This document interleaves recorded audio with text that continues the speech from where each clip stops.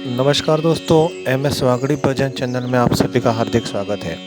दोस्तों, आज अपन भाई दूज की के बारे में चर्चा करेंगे। पहले तो आप सभी ऑडियंस को भाई दूज की हार्दिक शुभकामनाएं प्रदान करता हूं। दोस्तों, भाई दूज दीपावली के 2 दिन बाद कार्तिक शुक्ल द्वितीय को मनाया जाता है। इस दिन बहनें आदर के साथ अपने भाई को घर बुलाकर उसका आदर संस्कार करती हैं तथा चौक बनाकर पूजा करती हैं और कथा का पाठ करती हैं। इसके बाद भाई के माथे पर टीका लगाकर भोजन करवाती हैं। दोस्तों, ऐसा इस व्रत का विधि विधान है। मैं आपको भाई दूज की कथा के बारे में भी थोड़ा विस्तार से बताने की कोशिश करूँगा।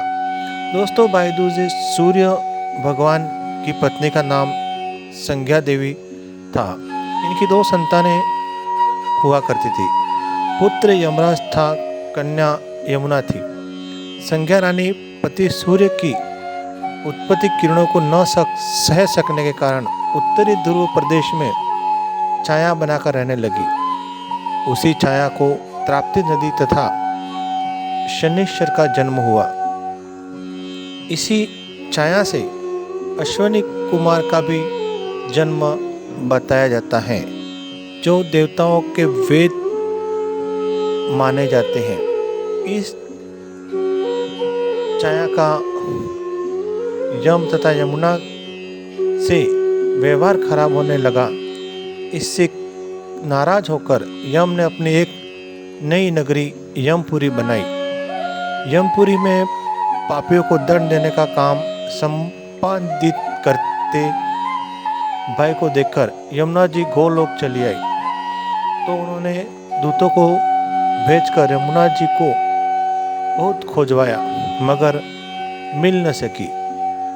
फिर स्वयं ही गोलोक गए, जहाँ विश्राम घाट पर यमुना जी से भेंट हुई। दोस्तों, भाई को देखने यमुना ने हर्ष विभोर होकर स्वागत और सत्कार कर भोजन करवाया। इससे प्रसन्न होकर यम ने वर मांगने को कहा।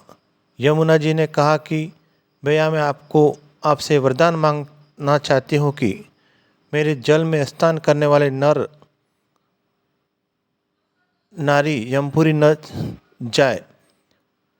प्रश्न बड़ा कठिन था। यम ने ऐसा वर देने से यमपुरी का अस्तित्व ही समाप्त हो जाता। तो भाई ने अस्मस्त देकर यमुना जी बोली, आप चिंता न करें, मुझे वरदान दे दें।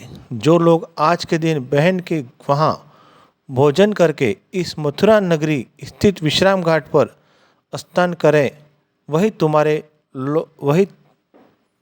लोक न जाए। इसे यमराज ने स्वीकार कर लिया।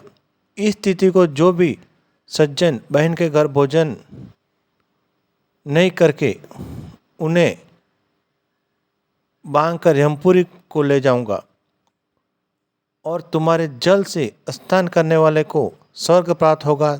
तभी से भाई बहन को रिश्ते का त्यौहार मनाया जाता है। दोस्तों, यह भाई दूज की कथा का मैंने आपको श्रवणपान कराया। अगर कोई गलती हो गई हो, त्रुटि हो गई, तो मुझे क्षमा करें। और आप सभी भाई बहनों के पवित्र प्रेम की हार्दिक शुभकामना के साथ मैं आपसे आज्ञा चाहता हूँ। धन्यवाद।